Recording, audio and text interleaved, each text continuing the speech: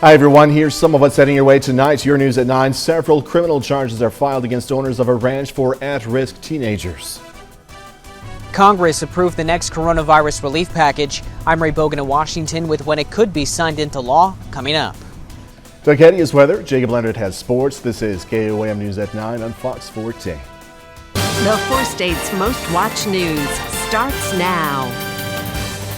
Thank you for joining us tonight. I'm Jordan Aubie. The Missouri Attorney General files dozens of felony charges against the owners of the Circle of Hope Girls Ranch. Boyd and Stephanie Householder, the owners of Circle of Hope Girls Ranch in Cedar County, Missouri, have been charged with more than 100 felony charges combined. They include sexual, physical, and mental abuse charges, as well as neglect charges. Back in August of 2020, the state removed around 20 girls from the facility, and the Attorney General's office got involved in November. The Attorney General's office says so far, 16 alleged victims have come forward. Then and now, we take seriously our responsibility to victims of violent crime and those victims of abuse and sexual assault. Therefore, these attorneys, along with others, made this case a top priority. No one ever wants to see their parents go to jail, but they did this. They are being held accountable for their own actions. So I just have to keep reminding myself that I didn't do this. They did.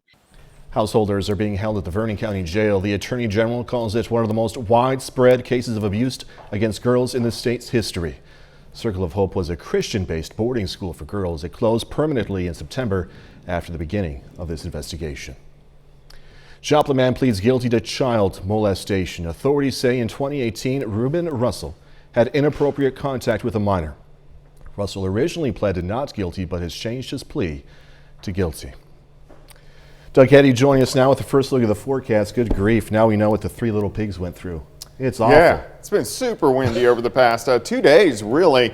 And today we had winds gusting 40 upwards to 50 miles per hour at times. So crazy windy. 73 was our high, average high is 58, so well above where we should be for this time of the year. And most of us are still sitting into the upper 60s. You can see a cold front pressing into our northern counties and temperatures are cooling down just a little bit. But the winds are still cranking out there. Most of us have winds sustained right around 20 to 25 and then gusts a little bit higher than that. Plus, we're tracking some thunderstorms getting going. These are mainly in our northern counties, but some of these have been strong to low-grade severe, so we're going to be talking more about where these are going to go here in just a bit. Doug, thank you.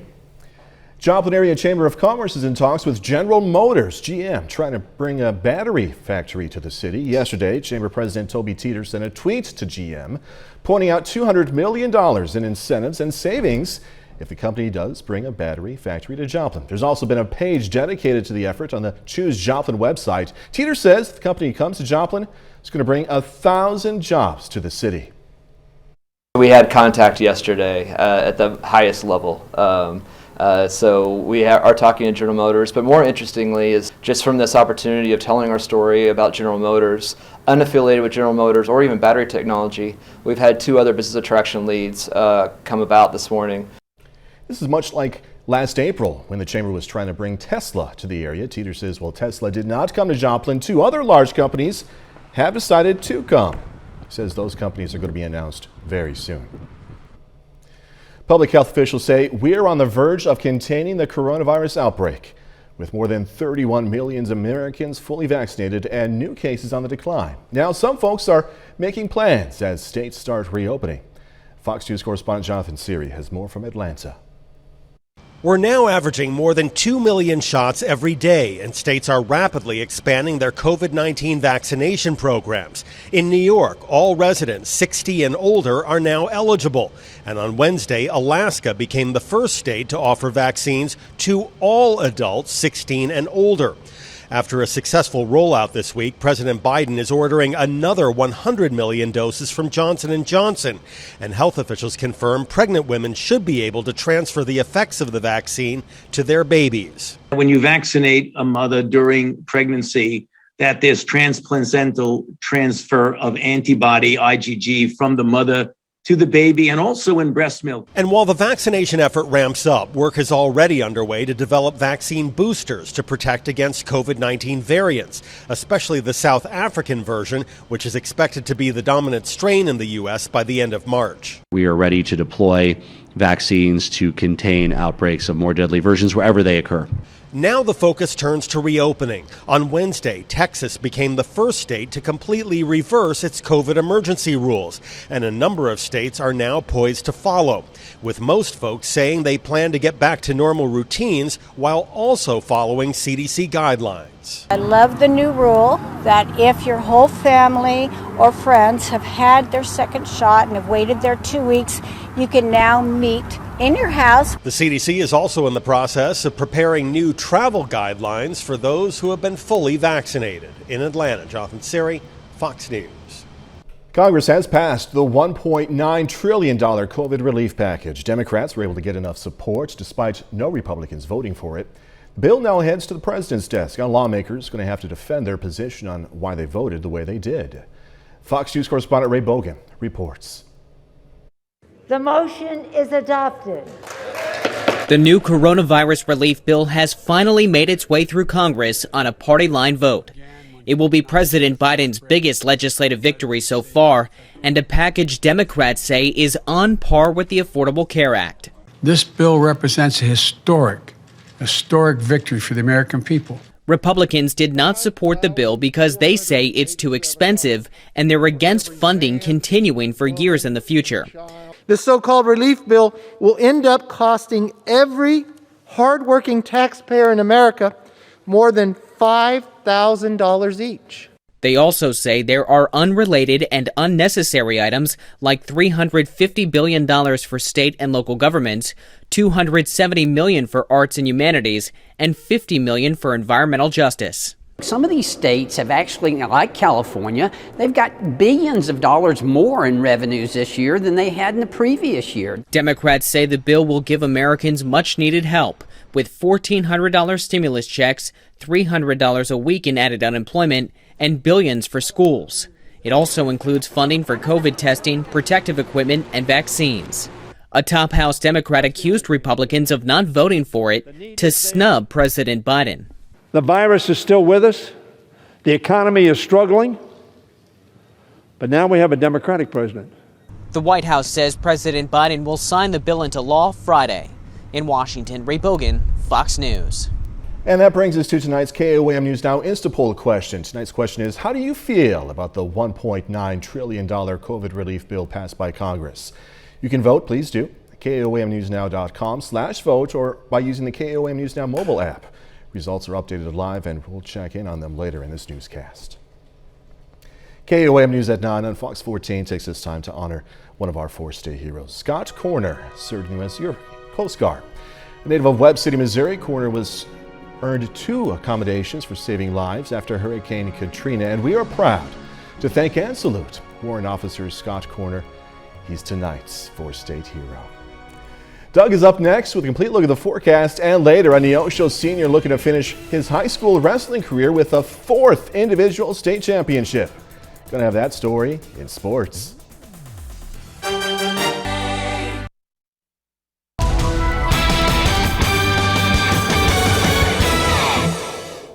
Well, it turned out to be a very mild and extremely windy day once again for us today. Temperatures, they went all the way up into lower 70s for highs, but very windy. Winds at times were gusting 40, 45, 50 miles per hour. Great shot. Indigo Sky Casino and Resort, of course, Indigo is just outside of Seneca, Missouri. 64, Yates Center, 67. And Independence, we have Lamar at 65, Anderson 65. So it's still fairly mild. It's also still very windy. We have these south winds. They've diminished some, but 10 to 20 are the sustained winds, and we're still getting winds gusting 25, 30, at times 35 miles per hour. So it's still very windy. It's going to stay breezy or windy until this cold front rolls through. But look at the showers, look at the thunderstorms up across our northwestern counties, and that's where it's mainly going to stay, at least for the next several hours. But it's this cold front, you can see it all the way back through eastern parts of Iowa, all the way down into southern Kansas. But this is going to head in.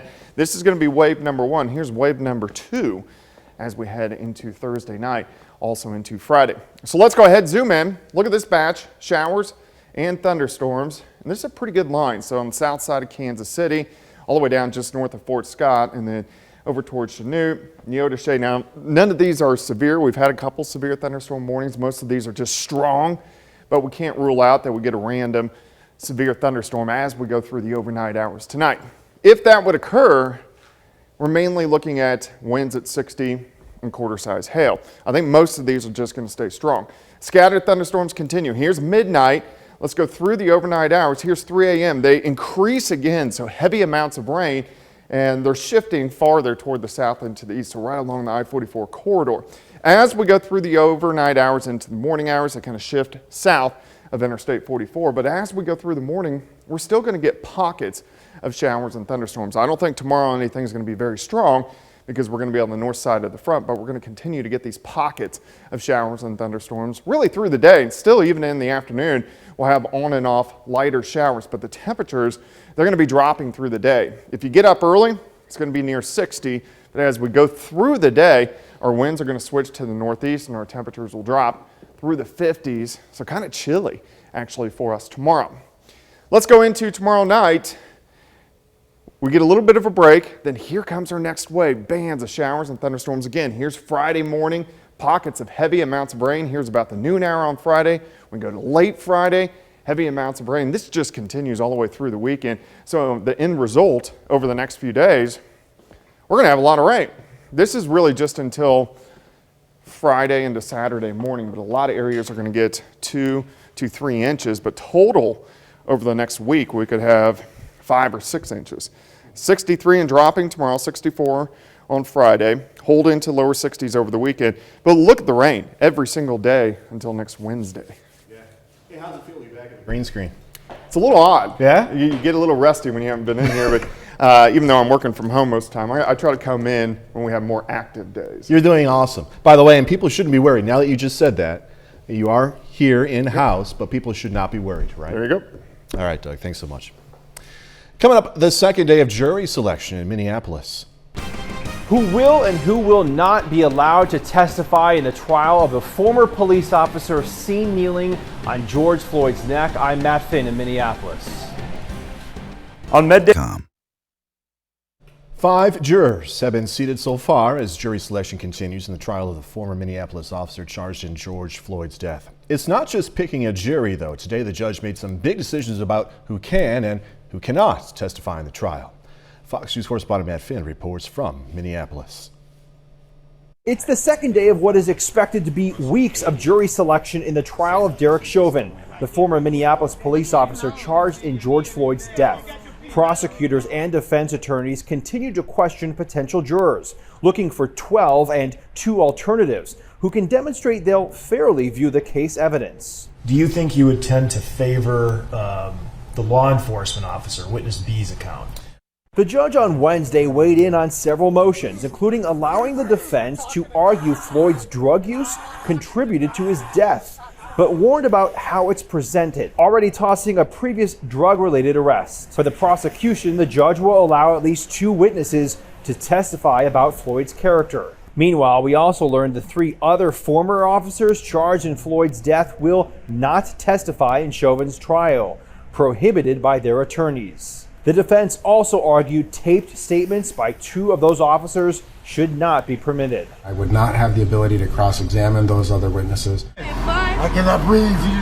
Chauvin, who was seen kneeling on Floyd's neck for nearly 9 minutes last May, pleaded not guilty to second-degree murder and second-degree manslaughter. So far, the jurors that have been seated have been sent home. The judge has ordered them not to do any research on this trial, and the judge insists that opening statements will begin on March 29th. In Minneapolis, Matt Finn, Fox News. Just ahead, another report that's meant to make people pause, then take action. The World Health Organization says an alarming number of women are suffering abuse. I'm Marianne Rafferty with the latest numbers and how COVID-19 could be making the problem worse. Coming up. At Johnson Import Warehouse. Women across the world are suffering from abuse at an alarming rate. Fox News correspondent Marianne Rafferty looks at data from the World Health Organization, which says recognizing this problem is the first step toward a solution. A new study reveals disturbing statistics about violence against women. Almost 1 in 3 women globally have suffered intimate partner violence sexual violence from a non-partner or both. Data was taken from 158 countries between 2010 and 2018. It's the largest study on abuse to date, according to the World Health Organization. Officials say if the research continued during the coronavirus pandemic, the numbers would most likely be even higher, with many females stuck inside the house with their abusers. 1 out of every 4 adolescent girls aged 15 to 19 already have experienced or been subjected to either physical or sexual violence in the hands of a close partner. Abuse happens everywhere, but research shows it's more prevalent in specific parts of the world. Women in lower middle income countries suffer disproportionately from violence, especially in Oceania, Sub-Saharan Africa, and South Asia. Officials are calling this report horrific, but hope the issue will stay in the spotlight as more nations collect data on abuse. Countries are beginning to measure the problem, which is the first important step in recognizing, acknowledging, and taking action. World leaders recommend a number of solutions to help stop the violence, including, quote, reforming discriminatory laws, strengthening women's economic rights, and challenging gender stereotypes. Marianne Rafferty, Fox News. All right, so tonight we get a reminder, everyone and everything in this world can have a day they just want to forget about. More on this when we come back. We need your help finding dates. Skiers in Romania saw something on their slope which was a cause for pause. Look at that. A bear found its way on a ski slope in central Romania. One of the skiers tried to shoo the bear away, as we're seeing, before giving up and skiing away. What the skier didn't bet on was the bear running down the slope behind him. How scary is that? Now the bear stopped chasing him after a little while and trotted right back into the forest. That would have been scary. Goodness gracious. All right. Some days, all we can say is, it's not my day. There are some days we want to forget because it's not your day. As we get older, we realize and remind ourselves tomorrow is a new day. It's also good to know we aren't the only ones going through a bad day. A very ungraceful bird's crash landing is caught on camera. God bless it. A live stream meant to depict the so-called graceful giant catches one having a not-so-graceful moment. The large seabird was hovering in for a landing in New Zealand when it lost its footing, face-planting and somersaulting with its webbed feet kicking in the air. The bird is seen shaking off a fall before going out of frame with its head hung low. This embarrassing moment was all caught on a bird cam from the New Zealand Department of Conservation. The bird is said to be the most threatened seabird in the world, by the way. So again, remember, tomorrow is a new day. Pick yourself up. 30 more minutes, news, weather, and sports coming your way. The director of the Crawford County Health Department discusses COVID-19 vaccination phase 2 and her thoughts on moving to phase 3. That's coming up. Also, things getting officially started on a bigger athletic complex in Parsons, Kansas. This is Ford. KOAM viewer wrote to us asking why Southeast Kansas hasn't moved into phase 3 when it comes to COVID-19 vaccinations. KOAM's Mike Mahoney got answers from the Crawford County Health Department director. You've got questions about COVID-19 and virus vaccinations, and KOAM is getting answers from the experts. Delphia writes to us, why is Southeast Kansas not vaccinating people at high risk yet? Joplin is way ahead of Pittsburgh when it comes to moving levels. Can you find out why? And yes, we can find out. Kansas is currently in phase 2 of COVID-19 vaccinations, which includes people over the age of 65 and high-contact critical workers. Phase 3 includes people aged 16 through 65 with severe medical risks, but the Crawford County Health Department can't just change phases on its own. We aren't able to make the decision on our own to move from phase to phase. We have to wait until Governor Kelly gives a thumbs up to move to the next phase. The head of the Kansas Health Department said Tuesday that phase 3 should arrive in a little less than a month, and that the state doesn't want rural communities that have finished phase 2 vaccinations to enter a new phase before other areas are ready. I think it is a team effort, and I think that, they want to be concerned about health equity and that we're all doing the same throughout the state so that there's less confusion. And speaking of confusion, some Kansans may be confused about people getting vaccinated through their employers who appear to be going before their phase. phase. But the Crawford County Health Department director says no rules are being broken. Some healthcare facilities are receiving federal allocations. And if they're an FQHC, a federally qualified healthcare, then they're able to go by the federal guidelines. And those guidelines are a little bit looser than the state guidelines. In Crawford County, Kansas, Mike Mahoney, KOAM News. If you have a COVID-19 related question, you can send it to us at our coronavirus headquarters at KOAMnewsnow.com. A business leadership organization with focus on women is expanding into southeast Kansas. The New Growth Women's Business Center is based in El Dorado Springs, Missouri. Thanks to grant money, the organization is extending services into Crawford and Bourbon counties. One of the missions is to cultivate community interest and entrepreneurs. Sometimes when you're a small business owner, you feel like you have to know everything to be successful. And that's almost impossible. So hopefully some of these services can help those women entrepreneurs find those needed resources. Business Center also helps people connect to resources to help them succeed. Growing excitement for a bigger athletic and academic complex over at Labette Community College in Parsons, Kansas. A groundbreaking ceremony officially kicked things off. The $5.8 million project renovates and expands the current gymnasium. There's going to be new spaces for fitness and wellness education. There's just not enough time and space for everything.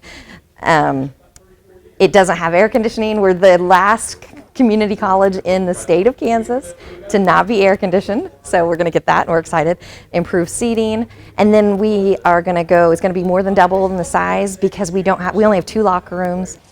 College officials say the finished product is not only going to add to the college itself, but also to the entire Parsons community. 50 days after taking office, and President Biden is facing a surge in activity at the southern border. Today, the Biden administration said it's seeking $4 billion over the next 4 years to address immigration issues. But as Fox News Chief Washington correspondent Mike Emanuel reports, lawmakers on both sides of the aisle are split over what needs to happen now. U.S. Customs and Border Protection announcing a spike in apprehensions along the U.S.-Mexico border, saying more than 100,000 individuals attempted to cross the southern border illegally last month. This is a 28% increase over January. Fiscal year 2021 to date is 97% higher than fiscal year 20 totals and 24% higher than fiscal year 19 totals.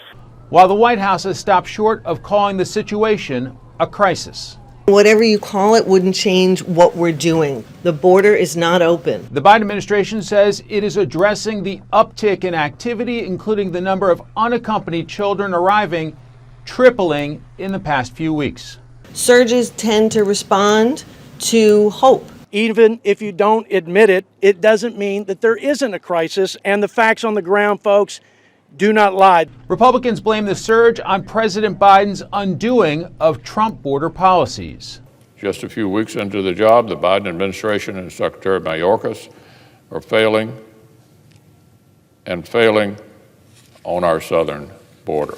The debate over what to do comes as Democrats are pushing a comprehensive immigration reform package, one that would provide a pathway to citizenship for nearly 11 million undocumented immigrants, including DACA recipients known as Dreamers. Nearly 4,000 National Guard members are presently assigned to the border mission. And this week, Texas Governor Greg Abbott announced another 500 troops from the Texas National Guard will join them. In Washington, Mike Emanuel, Fox News. Let's take another look at our KOAM News Now Insta Poll question tonight. We're asking you, how do you feel about the $1.9 trillion COVID relief bill passed by Congress? So far, 39% of you say sounds pretty good. 57% of you say it's too expensive, and 4% of you say, it doesn't go far enough. Thanks everyone for voting. We're going to have the final results later tonight on KOAM News at 10. A bit later, the royal controversy continues. Broadcaster Piers Morgan doubles down on his criticism of Meghan Markle. I'm Ryan Chilcote in London. I'll have the details coming up. Store.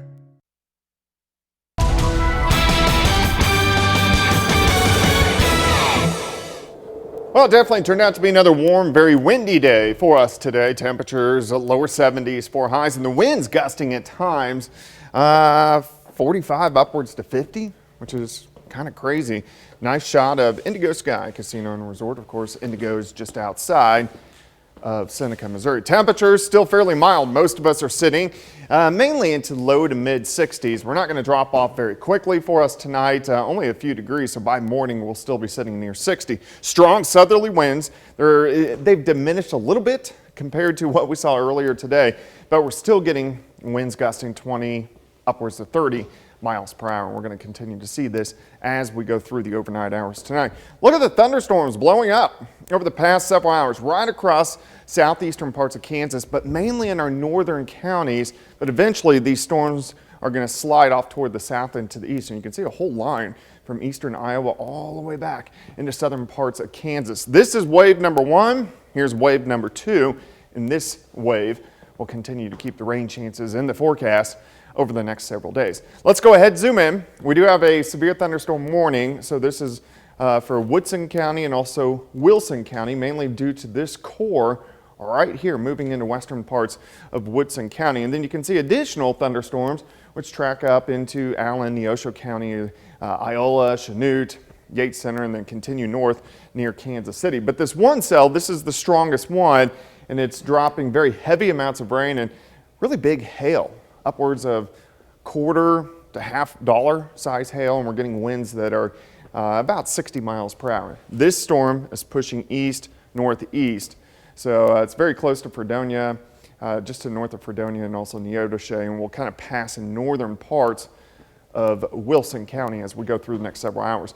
Any severe thunderstorms we do get, I don't think they'll last very long. I think most of our storms for us tonight are going to be on the stronger side, but periods of showers and thunderstorms increasing again, especially late tonight, 3, 4, 5 o'clock in the morning. Again, some of these storms could be strong. You can see them along the I-44 corridor and then starting to push off toward the east as we go into the morning hours. Clouds stick around, showers stick around through the morning and even into the afternoon, but they'll start to taper off just a little bit as we get rid of wave number 1 as we go into the afternoon hours tomorrow. Also temperatures dropping through the day. Start in the 60s, drop into lower 50s by late in the day. A few random showers tomorrow night, but it will start to pick up again late tomorrow night, and then heading into Friday morning. Here comes our next batch of showers and thunderstorms across the region.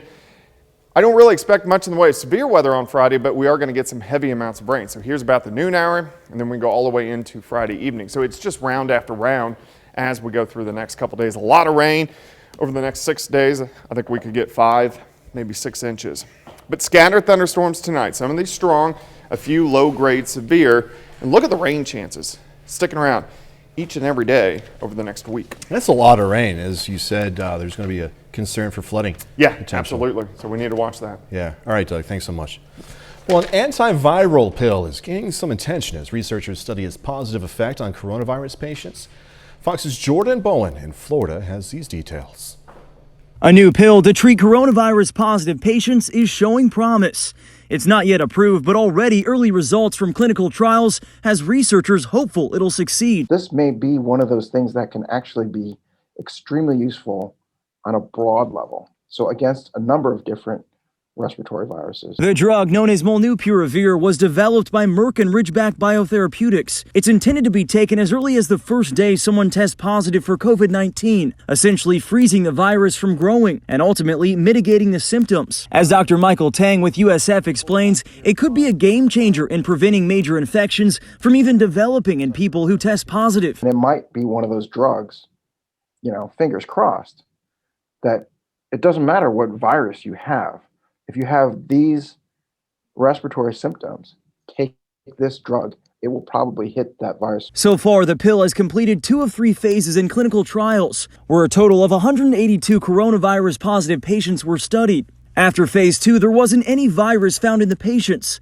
A major victory in the eyes of Dr. Tang, who says most experimental drugs don't pass the first phase. We've been searching for broad spectrum antivirals for quite some time. And if this turns out to be one of them, that would be fantastic. If approved, the drug would require a prescription and function as an at-home 5-day treatment, similar to Tamiflu, but unlike Remdesivir, which can only be administered in the hospital via injection. The next phase will be to test it on thousands of positive patients. a major challenge going forward, considering more and more people are becoming vaccinated. Dr. Tang estimates it could be a year before the pill is approved. Reporting in Tampa, Jordan Bowen, Fox 13 News. All right, coming up in sports, a Neosho senior wrestler aiming to go 4 for 4 in his career at the state championships. Plus, the Frontenac Raiders returning to the state semifinals. Going to hear from the team on making the Final Four next. Get your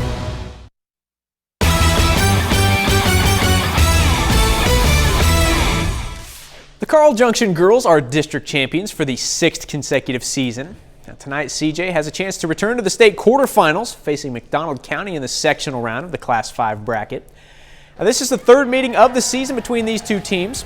Bulldogs 2-0 so far against the Mustangs. A big start for Destiny Bergy.